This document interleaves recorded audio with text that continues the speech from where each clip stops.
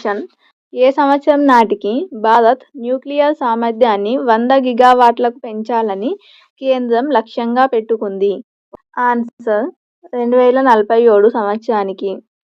ప్రపంచ bank economic సలహా ప్యానెల్లో సభ్యుడిగా ఎవరు నియమితులయ్యారు?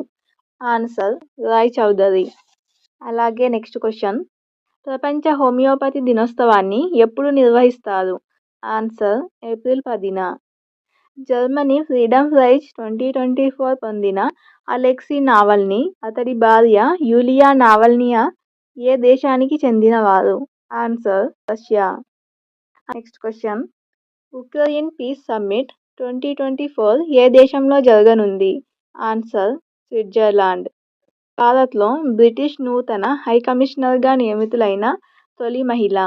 Answer: option 1 Lindy Cameron.